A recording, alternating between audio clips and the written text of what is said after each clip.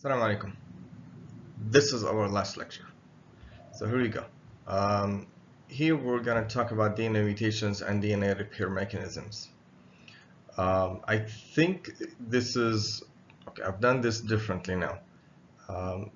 It's the first time that I talk about DNA mutations and DNA repair mechanisms at the end of the course. And I think it makes a lot of sense because now that we know all of the processes and mechanisms that take place inside cells, now we want to see the mutations that can take place as a result of these mechanisms and external mechanisms as well, and see how cells use the molecular mechanisms inside them to repair them. So we're going to start with DNA mutations. Okay, so we're going to define mutations, and I'll give you examples of different types of mutations. So first, what is a mutation? So a mutation is any change in the genetic material, anything that happens in the DNA. Now these mutations are different, of course. You can have, well, we can classify them differently. So we can have somatic mutations, or we can have germline mutations. So somatic mutations are mutations that occur in any type of cell inside the body except the reproductive cells, the sperm and an egg. So these mutations are not transmitted, they are not heritable. Germline mutations, on the other hand, if they take place in eggs or sperm, then they become heritable. Now, we can also classify mutations according to the size of these mutations. Okay, so we can say that they are micromutations if they involve small regions of DNA, like nucleotide or few nucleotides, or they can be macromutations, and usually these involve chromosomes. So they're large and they can be observed under the light microscope. But for small mutations, micromutations, we have to do things like PCR technique, sequencing, and so on. So we're going to talk about these techniques in this course. Mutations can be classified differently as well in a third way. That is, they can arise according to how they occur. So they can arise spontaneously or they can be induced. Now, spontaneous mutations are mutations that are naturally occurring, meaning that they just happen. Okay, they can be a result of DNA replication mistakes, or they can just happen by bad luck, or it can be something inside the cell, like reactive oxygen species, for example, hitting DNA. Or they can be induced, so you have an external factor that causes a mutation. So these are called mutagenic agents, or simply they can be called mutagens. And some of these mutagens are carcinogens, meaning that they cause cancer. Okay, an example is ionizing radiation. Okay, so ionizing radiation, like UV light or sunlight, for example. It can be the X-ray machine that we use, of course, to look at bones and stuff inside our body. Okay. So, like I said, macromutations are large mutations. They occur at the level of chromosomes, and they can be observed under the light microscope, for example. Now, they can include things like duplications, okay? So that, for example, you have a certain chromosome with different regions, let's say A, B, C, D, E, F, and you have duplication of B, the region B, so it's large duplication. It can be deletion of a region, so B is deleted as a whole. It can be inversion mutations, okay? So it can be like you have B, C, and it gets inverted with a region of DE. Okay, or it can be translocation, meaning that you have removal of a region from one chromosome and it gets translocated into another chromosome.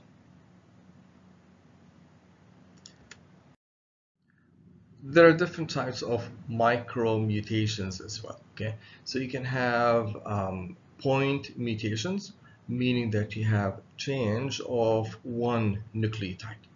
So for example, you can have, instead of having GC, it can be changed to AT. Okay, so that's a point mutation, and we're going to talk about them in the next slide in more details.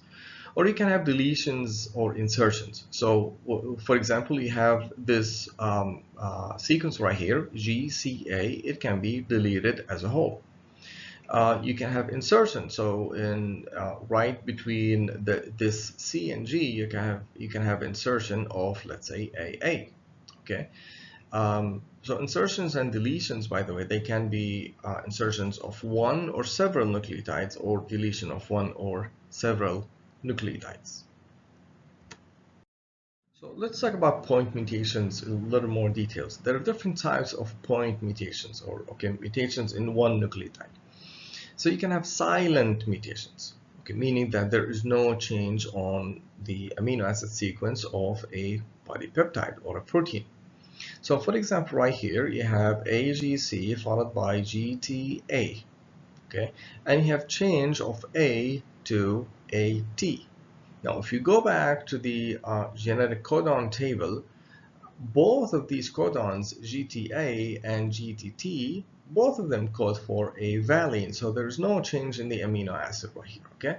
Notice that we're talking about change in the third nucleotide, and I said before that change of a third nucleotide usually does not change the amino acid that is encoded by the DNA. Okay, so that's a silent mutation, and usually silent mutations do not have any effect. Now, you can have what is known as a missense mutation. Okay, so sense is like logic, missense is wrong logic. So, for example, right here, you do have a change from CCC to ACC, okay? And that results in changing the amino acid from proline to threonine. Again, go back to the genetic codon table. Now, nonsense mutations basically means that there is no logic at all. There's blackout. Okay, there's no thinking whatsoever. So that it basically means that changing of a codon that codes for an amino acid to a stop codon. So there's no logic at all. Okay, so changing TAC, for example, to TAG. Okay, so that's a stop codon. Now, you can have something, of course, that results in a protein or a polypeptide that is shorter than normal. Okay, so we call the protein a truncated protein, that is a cut protein. So you have another type of point mutation, actually different types of point mutations called frame shift mutations. Okay, so what does a frame shift mean? See, the thing is that every codon can be imagined, okay, you can visualize it, that every codon exists within a frame, okay? So you have ACG that exists within a frame. You have CTA, that's another frame, and so on. Now, what happens here is that if you have deletion, for example, of TA, okay, that results in shifting of these two CC from this frame to the previous frame. So instead of having, now you have AGC, right here you have AGC, deletion of TA would result in having G, then CC within a frame. So that shifts a frame, okay? Of course, that results in changing every amino acid that occurs afterwards. That results in production of a different polypeptide whatsoever afterwards, after this mutation. So you can imagine different types of mutations, frame shift mutations. Okay, so if you have insertion of one nucleotide, okay, that results in complete sequence of amino acids afterwards, after this mutation. If you have same thing if you have insertion or deletion of two nucleotides. What if you have insertion or deletion of three nucleotides? Well, that depends. If these three nucleotides are inserted between two frames, then there is insertion of an amino acid. Or if you have deletion, let's say, of CCC right here, they're all deleted. What happens is that you have deletion of a proline, but then you have valine, tyrosine, and then whatever that comes afterwards. Okay, so you have insertion of 3 nucleotides within a frame. Well, that results again in production of a different polypeptide. Now, DNA replication, by the way, is quite accurate, right? But then mutations that can take place, insertion or deletion of bases, depending on the DNA sequence. So usually insertions and deletions can take place if you have repeats. So for example, you have this strand right here in green that is read by the DNA polymerase. So it goes like this. It reads GTC, GTC, GTC, GTC, GTC, and so on. So the DNA polymerase would stop and say, how many GTCs have I added? So it says, I don't know, maybe I've added 10. Well, you know what? Let's add more. Or it says, let's add less. Okay, so it gets confused basically. So it's okay. So you have CAG, CAG, CAG, CAG that are synthesized, so you can have insertion or deletion of CAGs. Okay, so these triplets can result in mistakes during DNA replication. So one would say, well, wait a second, you have a template, right? So how come the DNA can make mistakes by adding or deleting you? So you would have one strand that has, let's say, 10 repeats, and you have another strand that is newly synthesized and it has, let's say, 12 repeats. So what would happen? How does that make sense? Now remember that DNA is a dynamic molecule. So right here you can have something like looks like this. Okay, so this part of the DNA, the newly synthesized DNA, is protruded outside. So it's like it's independent. Okay, or if you have, for example, deletion mutations. Okay, so you have instead of saying, oh, I've added, I don't know, 10, well, let's stop and move on. Okay, so the DNA template would look something like this. Okay, and the newly synthesized DNA with the one or more fewer um, triplets would look normal like that. Okay, so during the second round of replication, now this DNA strand would be read normally. Okay, so in one DNA you would have in one cell you would have the extra repeats, or you can have or this cell can have less number of repeats. Okay, so and that results in, by the way, in number of diseases. Okay, so if you have increased number of repeats more than normal, that results in different types of mutations, and we will discuss these mutations in the genetic course later on, inshallah. Now I'll give you examples of certain mutations like deamination mutations. Now these are spontaneous mutations, so they just occur within cells normally, well, naturally without any external effect. So you can have deamination reactions. Deamination means removal of an amino group. So you have an adenine right here, and it can be deaminated. So resulting in change of this amino group to a ketone group. Now this molecule right here is known as hypoxanthine. Aha. So which means that there would be a difference in base pairing because A pairs with a T normally, right? Now hypoxanthine, if it exists in DNA and this DNA is replicated, okay, the DNA polymerase would read the hypoxanthine as a guanine, and it would place a cytosine complementary to it. So instead of having an AT pairing, you would have a CG, okay, or GC. Okay, so that results in a mutation. Now, one would say, well, wait a second, how come the DNA polymerase would do that? I mean, it just normally it reads as G. Why would it add something else? Okay, why wouldn't it stop DNA replication.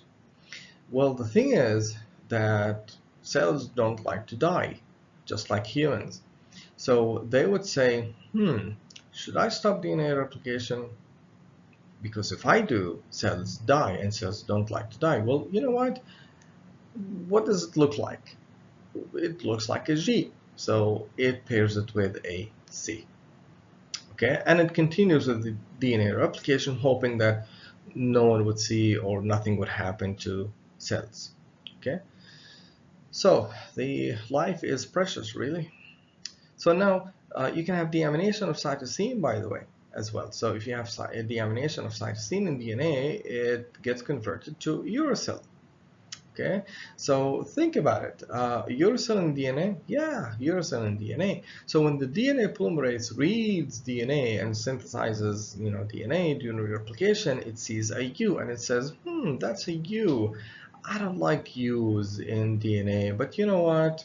Life is precious. So it would pair it with an A. So instead of having C pairing with a G, you would have a U pairing with an A. And then this U can be removed and replaced by a T. Okay, so mistakes happen. So instead of having a GC, you would have an AT. Same thing, by the way, you remember we talked about DNA modification and we said that cytosine can be methylated in promoter regions, right? So if methylcytosine is deaminated, it gets converted to a T. So the DNA polymerase really, when it reads a T, it has no problem with it. So it puts an A opposite to it. So you would have, instead of GC, you would have an AT. So that's another type of mutation. Now you can have another type of spontaneous mutations, and they occur normally, naturally in cells, unfortunately, and this is called depurination, that is removal of a purine. So the glycosidic interaction bond between the guanine with the sugar would be broken up. So you would have an AP site or apurinic site right here. Okay, so the DNA polymerase, as it reads the DNA, it sees this nucleotide and it sees that it has no base. So it says again, life is precious, right? So it says, I cannot read this nucleotide, so what should I do? What should I do? What should I do? So what it does basically is that it says, you know what, I'm gonna insert anything right now and then go on with it. Okay, so hoping that DNA can be repaired later on. So it's like if you're copying something from your friend's notebook and your friend's handwriting is horrible, so you cannot read a certain word or letter. Okay, so you say to yourself, you know what, it doesn't make sense, but I'm just gonna insert anything right now. Okay, so that I can go on and finish copying the notebook, homework book, or whatever. Okay. Now you can have, by the way, induced mutations as well in DNA by, for example, having something like 5-bromouracil. Okay, now 5-bromouracil, if inserted into DNA, if by mistake, by DNA polymerase, for example, instead of having, so if you have an AT and you have DNA replication and 5-bromouracil looks like AT, so what happens is that it gets placed in DNA. Now the thing is that 5-bromouracil pairs with a G, so if you have a round of replication, this strand would be read normally, but the 5-bromouracil would pair with a G because it looks like a C. Okay, so if you have another round of replication, what would happen is that this G would be read normally, right? But and you would have a GC. But this 5-bromouracil again, it reads like a C, so you would have a G in DNA again. So you have a change from AT to GC. All right. So what is wild type, by the way? Wild type, if you read this in a molecular biology textbook, it means normal. Okay, because when they first studied the genetics, basically, and a scientist known as Morgan, he studied um, Drosophila, fruit fly, and and they looked wild. Okay, the normal type was known at that time as a wild type. Okay, so they called normal sequence of DNA as wild type, by the way. Now, there are different types of mutation repair. There are different types of repair mechanisms in our cells, and we will go over them one by one. So there is a protective mechanism in our cells in preventing errors before they happen. If there's anything harmful inside cells, these things are removed right away. An example is reactive oxygen species. So these are molecules that are basically oxygens, but they are hyperactive. Example is free radicals, free oxygen radicals. Now these free radicals, they are missing an electron, like here, this one for example, which is known as superoxide. Now what happens is that this superoxide is very hyperactive, it's very reactive, it needs an electron. So what it does is that it can attack any molecule inside the cell, stealing an electron from these molecules, so it gets relaxed, happy, but at the same time, the molecule that gets oxidized is damaged. So imagine if this superoxide attacks DNA, then DNA would be damaged.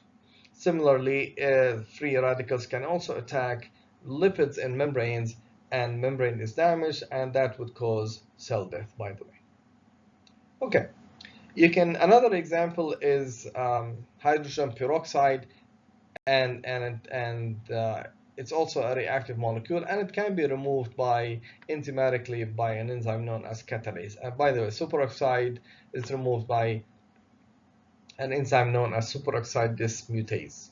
Okay, so before superoxide or hydrogen peroxide cause damage to DNA, they get removed enzymatically.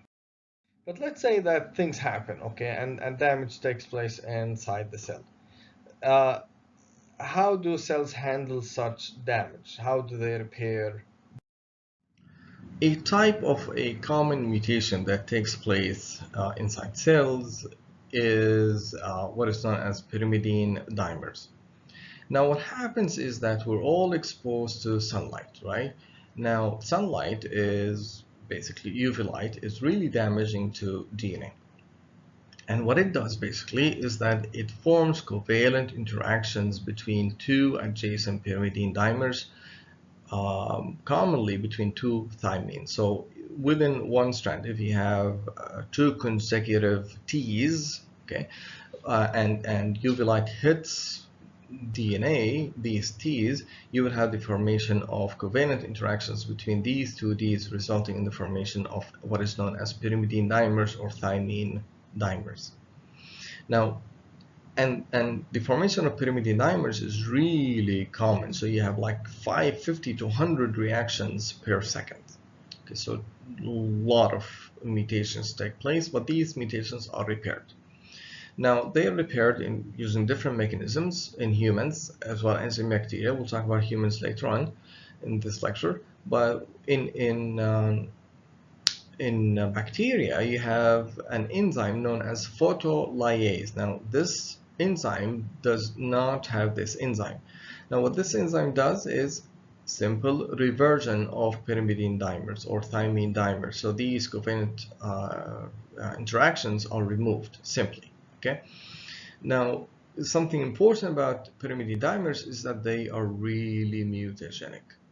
So what happens is that during DNA replication and during transcription, enzymes cannot proceed. They cannot synthesize DNA or RNA. Okay, that results in cell killing, or it results in introduction of mutations.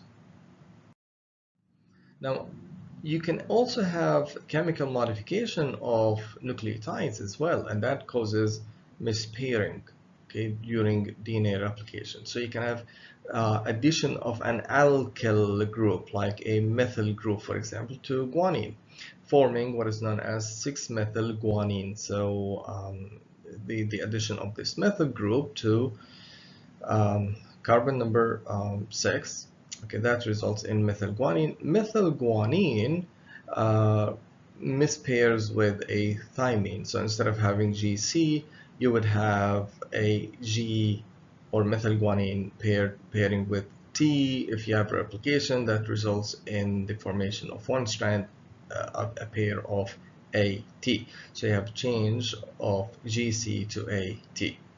Or you can have addition of large adducts, that is large groups of molecules, as you can see in here, to DNA. Of course, this is quite mutagenic and it can be carcinogenic as well. Now, the example of the methylguanine, by the way, it can be repaired enzymatically as well by an enzyme known as methylguanine methyltransferase. So what happens is that the alkylation, the addition of the alkyl group, which is methyl in this case, is removed by methyltransferase enzyme. So you can have direct reversal of DNA damage. Well, let's talk about complex repair mechanisms. Okay, we're going to start with what is known as excision repair pathways. Now, excision means like cut. These pathways involve cutting DNA, pieces of DNA that are damaged. Now, let's say that the base itself is damaged. Okay, for example, let's say that you have creation of these AP sites. Um, let's say that the base is damaged and it has to be removed. Now, there are enzymes known as DNA glycosylases. What these glycosylases do is that they cleave the glycosidic bond that links the sugar with the base. Okay, so they remove the damaged base, and this base can then be repaired. It can be replaced, and it is replaced by enzymes known as AP endonucleases. So let me give you an example. Of the function of glycosylases. There's an enzyme known as uracil DNA glycosylase. This enzyme works specifically on uracil in DNA molecules. Now, it's not normal to have uracil in DNA. So what this glycosylase does is that it removes the uracil only, the base only, creating an AP site. Now, remember, if uracil stays in DNA, then and DNA is replicated, you will have UA, and eventually it becomes TA. So it has to be repaired. So the glycosylase removes the uracil, creating an AP site. And then what happens is that you have an AP endonuclease. So it is an endonuclease, okay? So what it does basically is that it creates a nick, N-I-C-K. It creates a cut in the phosphodiester bond between these two bases, the AP site and the base right before it. And then this the deoxyribose is removed, and a DNA polymerase comes in, it fills in the gap. Okay, so that's how repair takes place.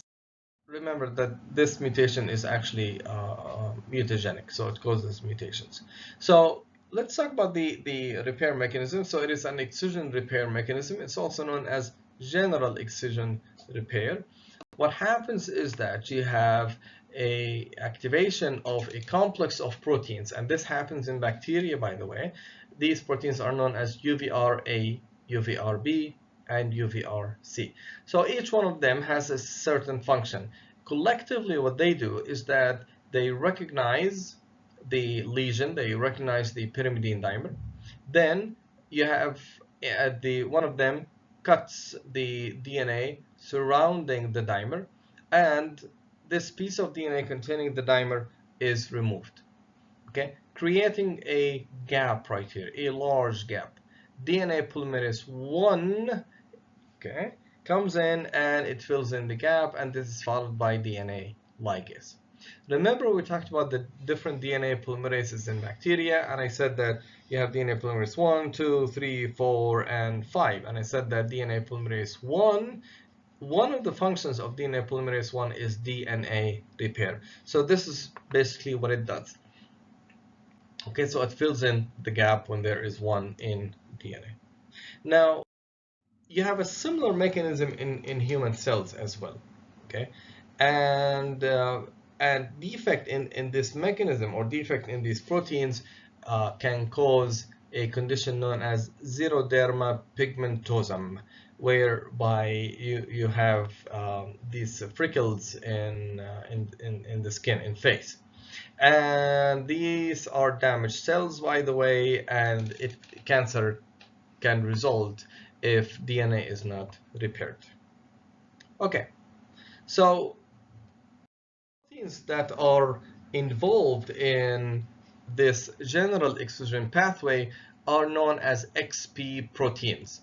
And there are different proteins known as XPA, XPB, XPC, etc., all the way to XPG. Each one of them is, in fact, a protein with a specific function.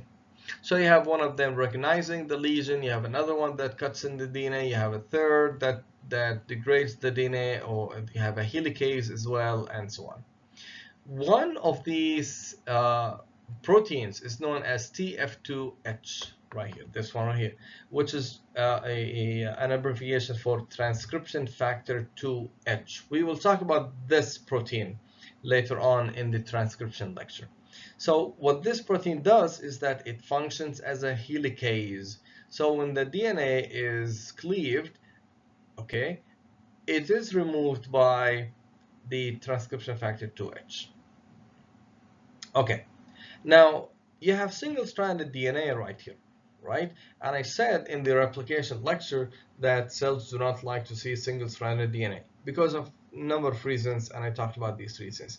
Now, and I talked about one protein, which is the replication protein A, that protects this single-stranded DNA, and it does the same thing here.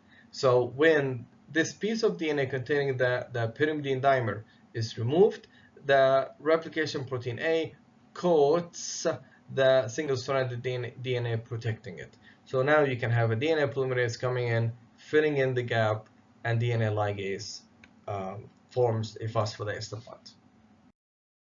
Okay, we have mechanisms that are linked to transcription, which is synthesis of RNA. Okay, so what happens is that, let's say that you have an active gene and it needs to be transcribed, but it's damaged. Now the RNA polymerase, which is responsible for RNA synthesis, what it does is that it stalls, it stops, it cannot continue because there is damaged DNA. So there is a protein that recognizes that the RNA polymerase has stopped and it gets activated. Okay, and it works with other proteins as well to repair the DNA.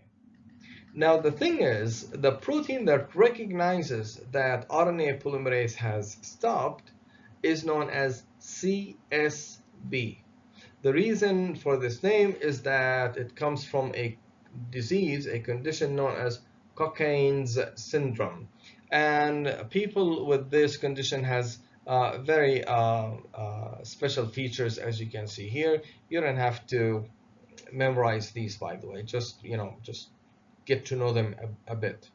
So what happens is that when this CSB protein that recognizes that the RNA polymerase has stopped, what it does is that it recruits all of the other proteins, all of the other XP proteins, like the XPA, the replication protein A, transcription factor 2H, and so on, and these repair the DNA. Now, once DNA is repaired, then RNA polymerase can resume RNA synthesis. Now let's talk about another type of DNA repair, and it's known as mismatch repair. And usually these repair mechanisms are activated after replication. So DNA polymerases make mistakes during DNA replication, creating mismatches or mispairing. And these mispaired nucleotides are repaired using different mechanisms. Well, a very important mechanism is known as mismatch repair mechanism. So what happens is that, let's say that the DNA polymerase makes a mistake, there's a mismatch, so instead of having GC in DNA, you have GA. You have GT. That's a mismatch. Now, there are proteins in bacteria that can recognize the presence of a mismatch. An example is a protein known as mut-S, and it works with other proteins known as mut-L and mut-H.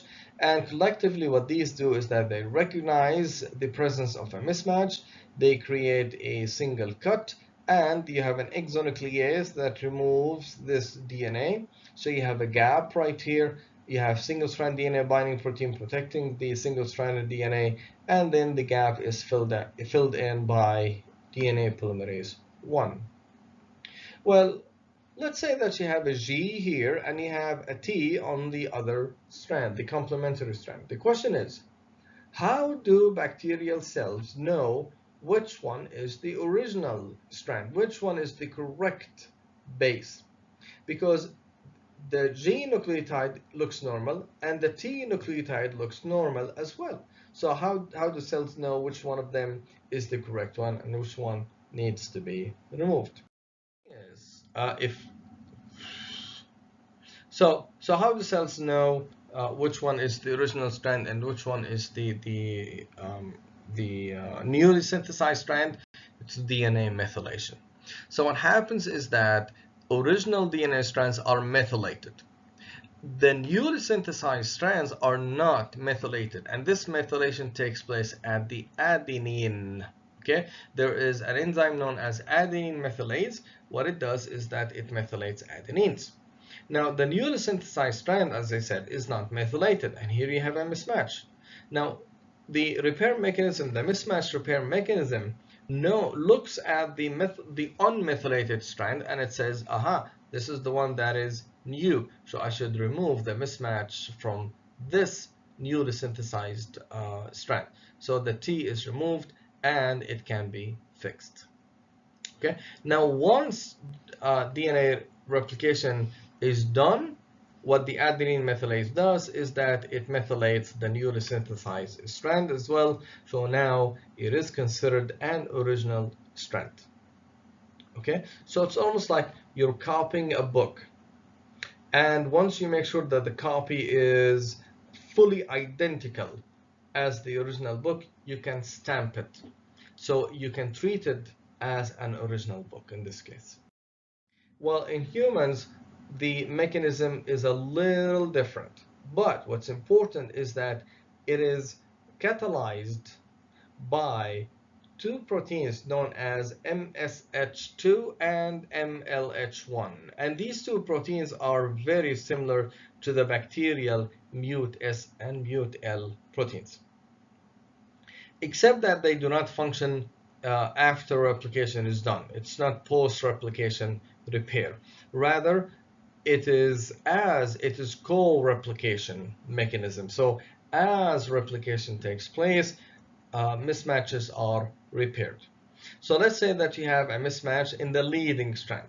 What happens is that these two proteins recognize the mismatch and they create a cut, they remove the part of the leading strand, and they start all over again, okay, extending the leading strand.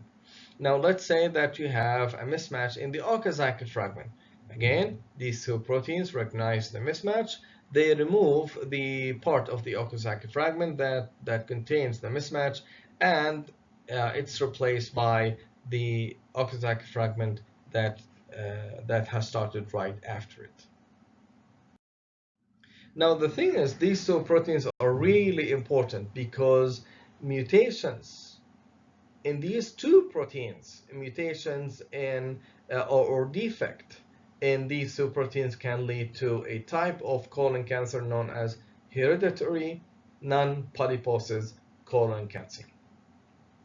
Okay, and it constitutes 15% of colon cancer cases, etc. But so let's talk about translesion DNA synthesis. Okay, what does translesion mean? It means jumping over a lesion. Now, what happens is that in both prokaryotes and eukaryotes, let's say that there is a pyrimidine dimer right here. Okay, so notice that there are different ways by which pyrimidine dimers are repaired. So let's say that you have a pyrimidine dimer and you have DNA polymerase 3 that's in bacteria synthesizing DNA. It sees a pyrimidine dimer. It cannot synthesize DNA. Okay, so what it does is that what happens is that it gets released from DNA. Now you have DNA polymerase 4 or 5 coming in, and what it does is that it jumps over the lesion and it adds nucleotides of its own. Now the whole purpose is that to resume, to continue, to finish and complete DNA synthesis. As I said, cells don't like to die, and they prefer to create mutations rather than die. So what they do is that they add these polymerases add any nucleotide in hope of repairing DNA later on.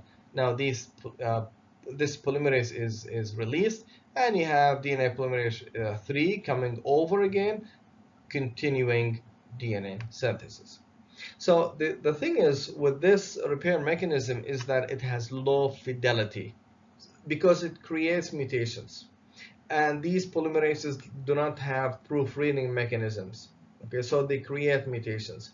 But there's an important point in here is that these polymerases can assume that it is a pyrimidine dimer, so they add A's in place of these dimers. Okay, so it's not always the case, but they more often add A's, guessing that it's a pyrimidine dimer.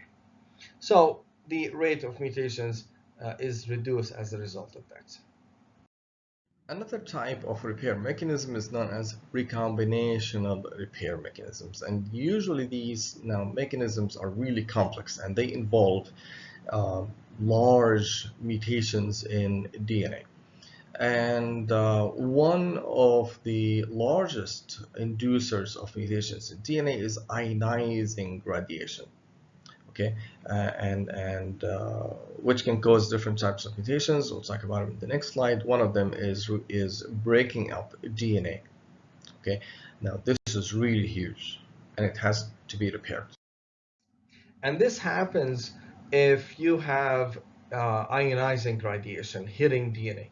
Now, this ionizing radiation can create different types of mutations. It can create AP sites, it can damage bases, but often as well, they can create strand breaks. So the phosphodiester bonds are broken up by ionizing radiation. Okay?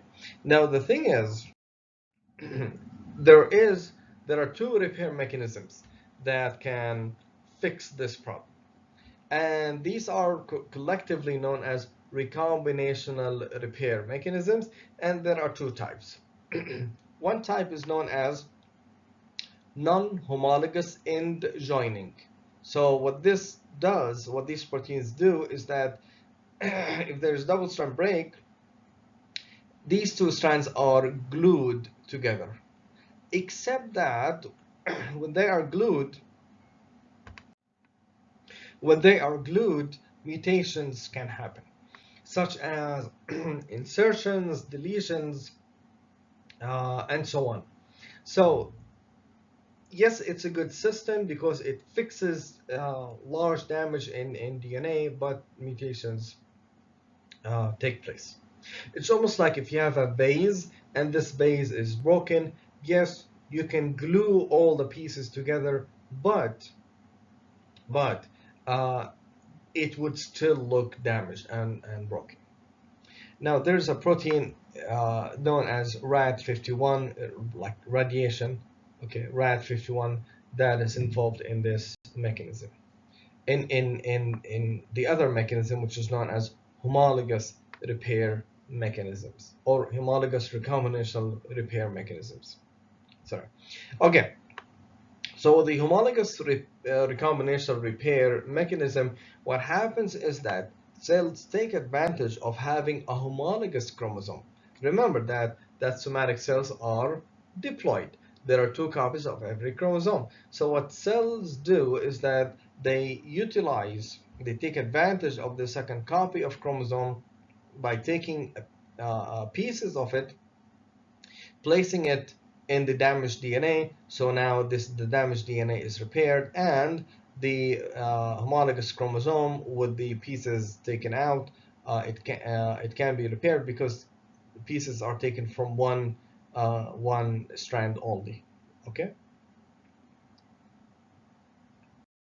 Now the thing is, there are two proteins that are important for in homologous recombination repair in human cells, and these two proteins are known as BRCA1 and BRCA2. And BRCA comes from the words breast cancer because these proteins have been found to be associated with breast cancer. So defect in these proteins leads to accumulation of mutations, and these mutations can lead to breast cancer. So what happens is that you have BRCA1 that recognizes the presence of double-strand breaks. The protein gets activated, and it can be involved in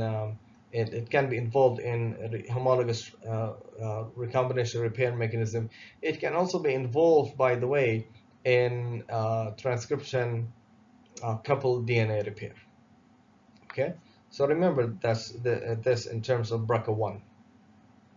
And BRCA2, by the way, functions with the RAD51 protein that I just talked about in the homologous recombination repair mechanism. Okay, so these are the 4 different types of repair mechanisms. That's what they do. You can read this on your own, and these are the important proteins in these mechanisms. Okay, so you have base excision repair, catalyzed by DNA glycosylases, and what they do is that they remove the abnormal bases. You have nucleotide excision repair mechanisms. You have XP proteins and the CSB protein as well. Remember, CSB is also associated with transcription coupled repair mechanisms. You have mismatch repair mechanisms. In bacteria, it's mut-L, mut-S, and mut-H proteins. In humans, you have the MLH1 and the MSH2 proteins, which are similar to the bacterial ones. And you have the post-replication repair mechanisms involving BRCA1 and BRCA2 in breast cancer, for example. And they do, and damage is repaired by recombination. Okay, so this is the end of it. This is molecular biology in a nutshell. So I've summarized what molecular biology is all about, and the future lies ahead of us. It's exciting time for molecular biology. I hope you have enjoyed it. Let me just spend the next few minutes talking about the future of medicine and the future of the human race. Now, let me talk about number of news. This is separate. This is not part of the lecture. Just to spice up the lecture itself, I'll talk about a different news in here. So there is a new way of fixing diseases in the mitochondria. So as we know, mitochondria have their own DNA. And if this DNA is mutated, then that can cause babies born with a certain mitochondrial disease. And this mitochondria come from mothers specifically because they're placed in the egg. And the contribution of the male is only DNA, nuclear DNA, that is.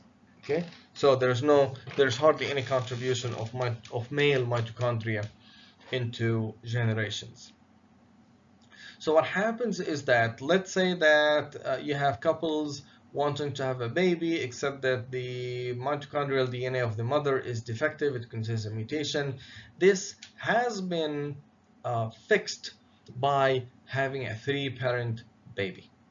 This is done by the following: by taking the mother's nucleus, okay, and taking a donor's egg. And this donor's egg, the nucleus of the donor's egg is removed. So now it becomes without any DNA. Now, and the nucleus of the mother that wants to have a baby is placed into the nucleus-free egg in here. Now this nucleus right here contains the mother's nucleus, DNA, as well as the mitochondria from the donor's cell. So you have the mother's DNA as well as the donor's mitochondrial DNA. And then this egg can be fertilized by the father's, the husband of this mother, okay, of this lady. So now you can have the fertilization of an egg having 3 types of DNA molecules. You have the father's, you have the mother's, and you have the donor's mitochondrial DNA. And the baby, the first time this was done, the baby was born healthy. Okay, so this had been controversial, and it's still controversial actually. It was controversial in the UK because it was done first, the first time in the UK, but not anymore. Right now, it has been approved to be done in the UK. Okay. Now in Islam, I think that scientists or scholars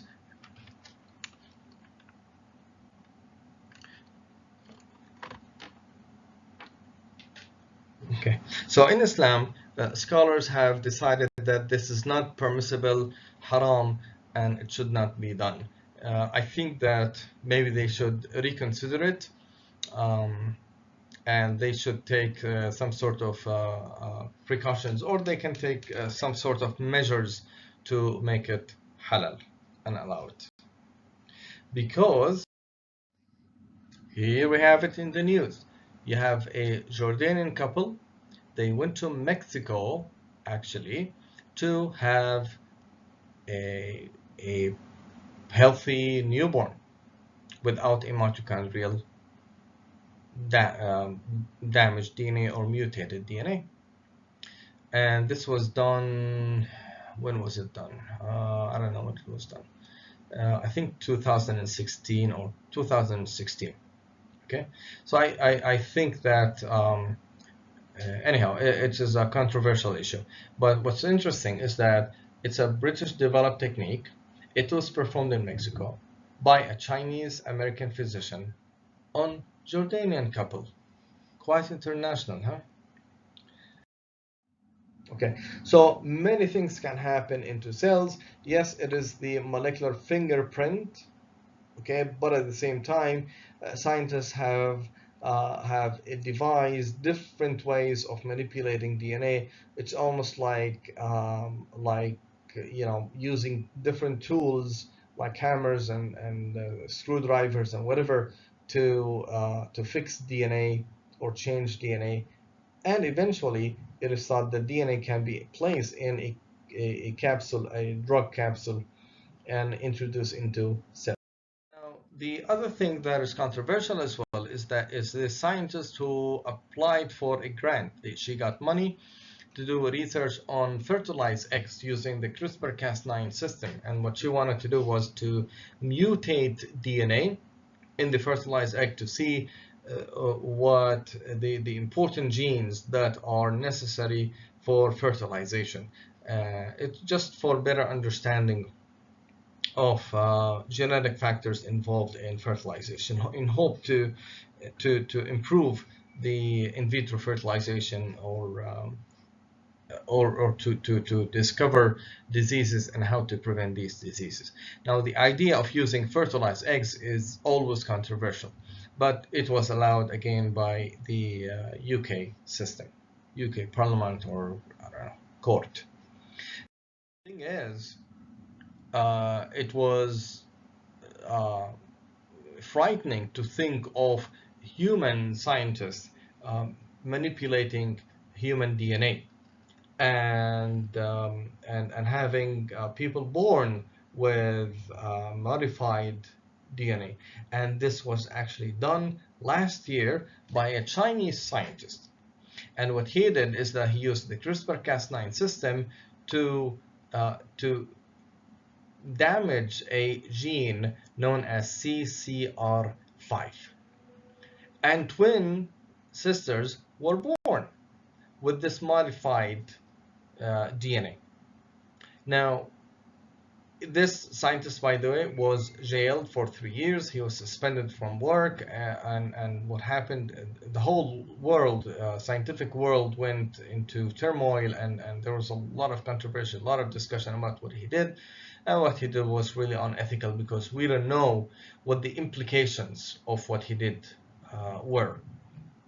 Because the CRISPR-Cas9 system is not 100% accurate. It can damage DNA in different places, by the way.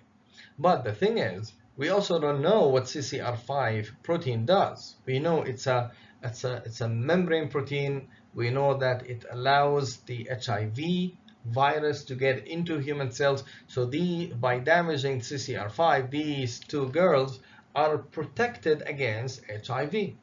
But at the same time, by the way, is that having defective CCR5 increases intelligence, by the way. I don't know why, but it seems to have an effect on intelligence. So he probably had their brains enhanced. We don't know that. Okay, so there's still a lot of work to be done, but CRISPR-Cas9 should not be approved on humans so far. So this is the DNA repair and mutations lecture. Now, molecular biology is not about creating zombies, by the way. There is a bright side of molecular biology and science after all. This is something that I found in the news a few days ago, that we can use the CRISPR-Cas9 mechanism, and we're going to talk about this mechanism, by the way, in the next few courses. We can fix DNA, and we can fix diseases, by the way, using the CRISPR-Cas9 system. You can read this article. I did share this article with one of my colleagues in ophthalmology, and it's really exciting time. So keep on reading. Things look really good. Allah ma'akum.